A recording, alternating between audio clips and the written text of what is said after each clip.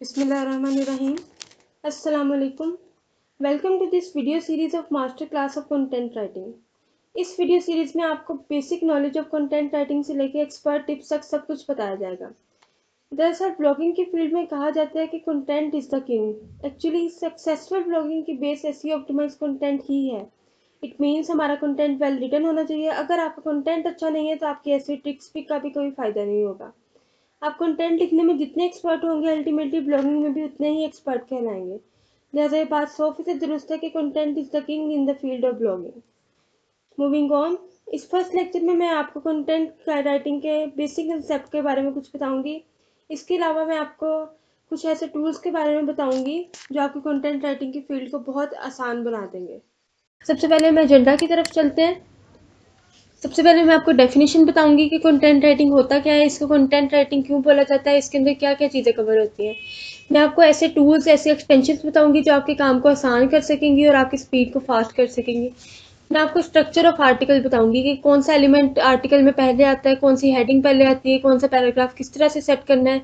मैं आपको traditional way बताऊंगी कि उस प्रोसेस में डाटा को ग्रैब कैसे किया जाता है, कैसे डाटा लिखा जाता है, अपनी निश के मुताबिक आर्टिकल कैसे लिखा जाता है। इसके अलावा मैं बताऊंगी कि एसईओ के लिए कंटेंट राइटिंग क्यों ज़रूरी है, जो कि आजकल की बहुत इन फील्ड है। मैं आपको टोन्स के बारे में बताऊंगी, स्टाइल्स के बारे में बताऊंगी कि अपनी टारगेट ऑडियंस के मुताबिक किस तरह से अपने स्टाइल्स और टोन को सिलेक्ट करते हैं। हम प्रूफ रीडिंग की तरफ जाएंगे, एडिटिंग की तरफ जाएंगे और इस क्लास का मास्टर चीज़ चैट जीपीटी का इस्तेमाल। चैट जीपीटी का इस्तेमाल अगर आप नहीं करते तो आप यही सोच लें कि आप कंटेंट राइटिंग की फील्ड में बहुत पीछे चले गए हैं, क्योंकि ये एआई का ज़माना है। एआई के ज़माने में आप चैट जीपीटी नहीं इस्तेमाल करें, लिहाजा इसका मतलब यही है कि आप एआई को ज़माने को एक्सेप्ट नहीं कर रहे और इसकी वजह से आप बहुत बैकवर्ड ईरा में चले जाएंगे। और एंड पे इस कोर्स की जान यानी कि SEM rush content template. SEM rush content template एक ऐसा यूनिक वे है कंटेंट बनाने का जो कि आपके कंटेंट को चार चांद लगा देगा। इसमें ऐसी स्ट्रेटजीज बताई जाती हैं जिसके थ्रू आप कंटेंट को इजीली रैंक कर सकते हैं। लास्टली मैं आपको बताऊंगी कि कंटेंट राइटिंग के थ्रू अर्निंग कैसे की जाती है। सो फर्स्ट ऑफ ऑल हम चलते हैं कि कंटेंट राइटिंग होता क्या है।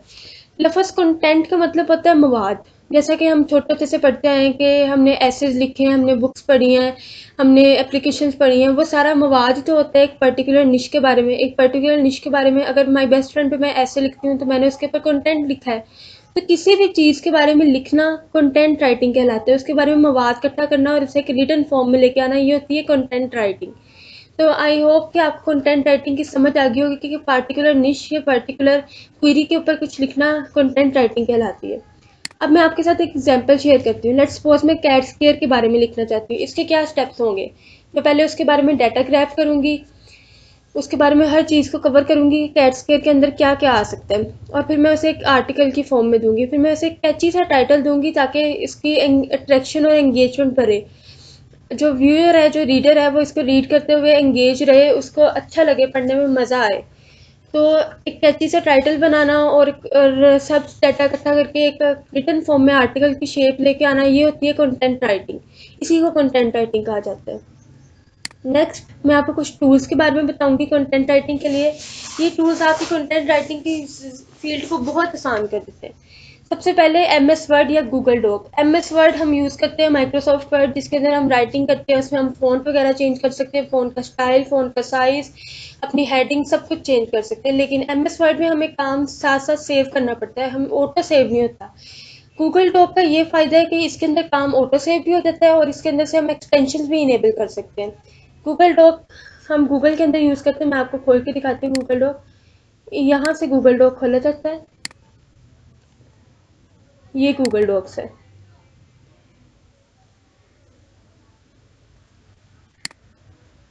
यहाँ से हम ब्लैंक एक शीट्स अपीयर करवाएंगे। Let it load.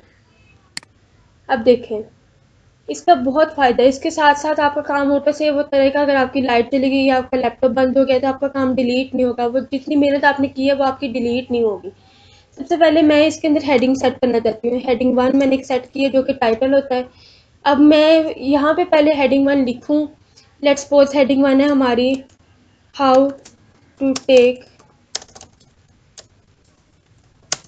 Care of a cat. ये मेरी हेडिंग 1 है। अब मैं इसको पहले यहाँ पे सेट करूँगी, फिर मैं जाके वर्डप्रेस में जब अपनी वेबसाइट में पब्लिश करूँगी, मैं वहाँ पे जाके मुझे सेपरेटली सेट करना पड़ेगा इसकी हेडिंग को। तो इस मसले को सॉल्व करने के लिए गूगल डॉक में एक ऑप्शन है नॉर्मल टेक्स्ट और हेडिंग्स का। इधर से मैं हेडिंग 1 सेट कर दी है। अब देखिए, अब आउटलाइन के अंदर हेडिंग 1 का ऑप्शन आ गया। नेक्स्ट मैंने हेडिंग 2 बनाई है, फर्स्ट स्टेप। ये मेरी हेडिंग 2 है। अब मैं इसको सिलेक्ट करती हूँ और यहाँ से जाके इसे हेडिंग 2 का नाम दे देती हूँ। हमारी आउटलाइन में हेडिंग 2 के तौर पे आ चुका है। अब मैं आगे की लिखती हूँ फर्स्ट मेथड। यहाँ से मैं इसको हेडिंग 3 का नाम दे देती हूँ। जब हम स्ट्रक्चर ऑफ आर्टिकल पढ़ेंगे तो आपको समझ आएगी कि ये हेडिंग्स का फंक्शन क्या होता है और हेडिंग्स का पर्पस क्या होता है, हेडिंग्स हमने क्यों बनानी होती है। यहाँ इस लेक्चर के अंदर मैं आपको नॉर्मली गूगल डॉक्स का यूज़ बता रही हूँ। तो देखें, जैसे जैसे मैंने हेडिंग सेट की है हमारे आउटलाइन के अंदर, उसी तरह एक स्टेयर बनती जा रही है और हमारी हेडिंग सेट होती जा रही है। अब जब मैं इसे वर्डप्रेस में कॉपी करूँगी तो मेरे लिए मसला नहीं होगा, मेरे लिए कुछ मसला नहीं बनेगा कि मैं इसको सेट कैसे करूँ। सेकेंडली, हमारी ये ग्रामरली की एक्सटेंशन है एक। मैं आपको एक्सटेंशन के बारे में बताती हूँ। हमारे पास दो एक्सटेंशन है जो हमने मस्ट यूज़ करनी है, एक ग्रामरली और एक दूसरी है word tune. First of all हम ग्रामरली की तरफ आते हैं। ग्रामरली एक ऐसी टूल, ऐसा एक्सटेंशन है जो कि हमारी ग्रामेटिकल मिस्टेक्स को रिमूव करता है। इसके नाम से ही जाहिर हो रहा है ये जो है ग्रामेटिकल मिस्टेक्स को रिमूव करेगा। लेट्स सपोज हमने लिखना है यूएस की ऑडियंस को हमने टारगेट करना है। अब यूएस की ऑडियंस को टारगेट करने के लिए मुझे ज़रूरी है कि मैं उनके लिए अगर आर्टिकल लिख रही हूँ तो उनकी रीडेबिलिटी परफेक्ट हो, उस पर कोई ग्रामेटिकल मिस्टेक्स ना हो, ताकि जब रीडर पढ़े उसे जब ग्रामेटिकल मिस्टेक मिलेगी तो वो कहेगा कि अगर इसकी ग्रामर में मिस्टेक है तो इसकी इन्फॉर्मेशन में भी मिस्टेक हो सकती है और वो आर्टिकल छोड़ देगा, उसका बाउंस रेट बढ़ेगा हमारी वेबसाइट का और हमारी वेबसाइट इजीली रैंक नहीं हो गई। लेकिन अगर इसी तरह मैं ग्रामेटिकल मिस्टेक्स को ग्रामरली के थ्रू रिमूव कर दूंगी तो मेरी ज़रूर जो है रीडेबिलिटी ज़्यादा बढ़ेगी, मेरे आर्टिकल ज़्यादा बेहतर तौर पे पढ़ा जाएगा और मेरा आर्टिकल की जो ओवरऑल क्वालिटी है वो इम्प्रूव होगी। सेकेंडली हमारे पास है extension, just a minute, word tune. Word tune extension एक ऐसी एक्सटेंशन है कि जो सेंटेंसेस को मॉडिफाई कर देती है। हमने एक सेंटेंस लिखा, हमें उसका स्ट्रक्चर पसंद नहीं आया या फिर ये वो मीनिंग नहीं डिपिक्ट कर रहा जो कि हम इससे शो करना चाहते हैं, तो वर्ड ट्यून एक ऐसी एक्सटेंशन है जो कि आपके सेंटेंस को सिलेक्ट करेगी और इससे ग्रामर को चेंज कर देगी। लेट्स सपोज हम जस्ट ट्राई कर लेते हैं। ये मैंने सेंटेंस सेलेक्ट किया, अब मुझे साइन अप करना पड़ेगा, लेकिन मैं आपको इसी तरह से बता देती हूँ। ये मैंने सिलेक्ट किया सेंटेंस को, मैं वर्ड ट्यून की एक्सटेंशन यहाँ से एक्टिव करूँगी या कंट्रोल डी प्रेस करूँगी तो ये मुझे डिफरेंट ऑप्शंस दे देगा, जिसकी वजह से मैं आपके सेंटेंस को मॉडिफाई कर सकूँगी, सेंटेंस की स्ट्रक्चर को चेंज कर सकूँगी। मीनिंग वही रहेगा लेकिन स्ट्रक्चर चेंज हो जाएगा। तो ये दो एक्सटेंशन आपके लिए बहुत बहुत फ़ायदेमंद साबित होंगी, एक तो ग्रामरली और दूसरा वर्ड ट्यून। नेक्स्ट मैं आपको कुछ एआई टूल्स के बारे में बताऊंगी जो कंटेंट राइटिंग के लिए बहुत हेल्पफुल है। एक तो हम ट्रेडिशनल वे से कंटेंट राइटिंग करते हैं कि डाटा ग्रैब किया, दूसरी वेबसाइट से पढ़ के और कंटेंट लिख दिया, लेकिन इस एआई के दौर में हमें बहुत सारे टूल्स मिलते हैं जिनके थ्रू हम कंटेंट राइटिंग कर सकते हैं, जैसा कि जेस्पर, जार्विस। जेस्पर और जार्विस दरअसल एक ही टूल है, ये एक टूल है और इसके अंदर हम प्रॉम्प्ट देते हैं सिंपली और वो हमें कंटेंट लिख के दे देता है। क्लोजर कॉपी में भी यही होता है और राइट सोनिंग में भी यही होता है। ये मैंने चंद एक मेंशन किए हैं, लेकिन बहुत सारे इस तरह के टूल्स आजकल आ चुके हैं जो हमें कंटेंट राइटिंग में बहुत हेल्प देते हैं। लेकिन इन सब का father chat GPT. Chat GPT आजकल बहुत एक्सेसिबल ओपन एआई टूल है क्योंकि इसका फ्री वेरिएंट भी है, इसका पेड वेरिएंट भी है। जेस्पर और जार्विस, क्लोजर कॉपी, ये सारे पेड है, इनका जो बेस्ट वेरिएंट है वो पेड है, लेकिन चैट जीपीटी को हम फ्री भी यूज़ कर सकते हैं, चैट जीपीटी 3 की फॉर्म में। और अगर हम इसका पेड वेरिएंट यूज़ करना है तो वो चैट जीपीटी 4 है, वो भी $20 पर मंथ में सिर्फ आता है। That's not a big amount. Chat GPT के थ्रू हम इस तरह से आर्टिकल लिखते हैं कि हम उसे एक प्रॉम्प्ट देते हैं और वो उस प्रॉम्प्ट के अंदर एसईओ की तमाम डिमांड्स जो है ना वो मीट करवानी होती है। हमने अपनी डिमांड्स लिखनी है कि मेरे आर्टिकल में इस तरह के सेंटेंसेस हों, सेंटेंस की लेंथ इतनी हो, मेरा जो फोकस कीवर्ड है वो इतनी दफ़ा यूज़ हो, मेरा एआई डिटेक्शन से पास कर दे मेरे आर्टिकल के अंदर प्लेजरिज्म ना हो, आर्टिकल का स्ट्रक्चर इस तरह का हो, इस तरह की मेटा डिस्क्रिप्शन हो। हम ये सारा कुछ प्रॉम्प्ट में मेंशन करेंगे और हमारा एक बहुत ही बेहतरीन किस्म का एक आर्टिकल वो जनरेट करके दे देगा। अब यहाँ पे एक सवाल पैदा होता है कि पहले शुरू से तो एआई टूल नहीं थे, शुरू से तो ट्रेडिशनल वे ही यूज़ होता था आर्टिकल लिखने का, कंटेंट राइटिंग करने का। तो अगर एआई कंटेंट हमने स्टार्ट किया भी है तो गूगल इसे अप्रूव करता है या नहीं? Does Google approve AI content और नॉट? इसका एक सादा सा आंसर है, गूगल अप्रूव करता है एआई कंटेंट को, लेकिन उसकी कुछ कंडीशंस हैं। हमारा कंटेंट टू द पॉइंट होना चाहिए, हमारे कंटेंट के अंदर बेस्ट इन्फॉर्मेशन होनी चाहिए, हमारे कंटेंट जो भी गूगल की पॉलिसीज़ आती हैं उसको अकम्प्लिश करना चाहिए। उसके अकम्प्लिश करेगा उन सब पॉलिसीज़ को, जो हमारी रीडेबिलिटी सेट होगी, हमारी एसईओ सेट होगी, हमारे कंटेंट के अंदर बेस्ट इन्फॉर्मेशन, अपडेटेड इन्फॉर्मेशन आएगी। क्योंकि गूगल की एक पॉलिसी है जिसके अंदर उसने बताया कि आपके जो कंटेंट है वो अपडेटेड होना चाहिए। जब तक आपका कंटेंट टू द पॉइंट और अप टू डेट नहीं होगा, आपका कंटेंट ट्रैक नहीं करेगा।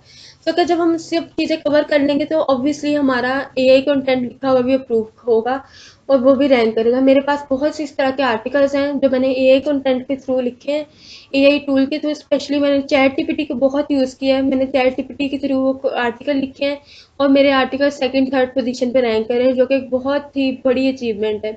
मुझे इसमें कोई भी मेहनत नहीं करनी पड़ी, मैंने सिंपली चैट जीपीटी को अपनी प्रॉम्प्ट प्रोवाइड की है और उसने मुझे एक बेहतरीन किस्म का आर्टिकल लिख के दिया है। सेकेंडली मेरी एक वेबसाइट है जो कि चैट जीपीटी के थ्रू जिसके ऊपर आर्टिकल लिखे गए हैं और वो एडसेंस से प्रूव हुई है। तो इसका मतलब कि गूगल एआई कंटेंट को प्रूव करता है और गूगल एआई कंटेंट को पसंद भी करता है। गूगल का एक अपना एआई टूल है बार्ड के नाम से, BARD, वो भी इसी तरह का काम करता है, लेकिन हम चैट जीपीटी को ज़्यादा यूज़ करते हैं क्योंकि ज़्यादा एक्सेसिबल टूल है आजकल, ज़्यादा इन है फील्ड के अंदर। आई होप आपको इन सब बातों की समझ आ गई होगी, आपके माइंड में कंटेंट राइटिंग की बेसिक जो चीज़ें हैं वो कन्फ्यूजन जो है वो दूर हो चुकी होंगी, वो क्लियर हो चुकी होंगी। तो नेक्स्ट वीडियो में हम स्ट्रक्चर ऑफ आर्टिकल के लिए हम डिस्कशन करेंगे कि स्ट्रक्चर कैसा होता है आर्टिकल का, आर्टिकल में कौन सा एलिमेंट किस पोजीशन पे आता है और आर्टिकल को हम शेप कैसे देते हैं। आई होप आपको ये वीडियो पसंद आई होगी। अब हम नेक्स्ट वीडियो में फर्दर डिस्कस करेंगे।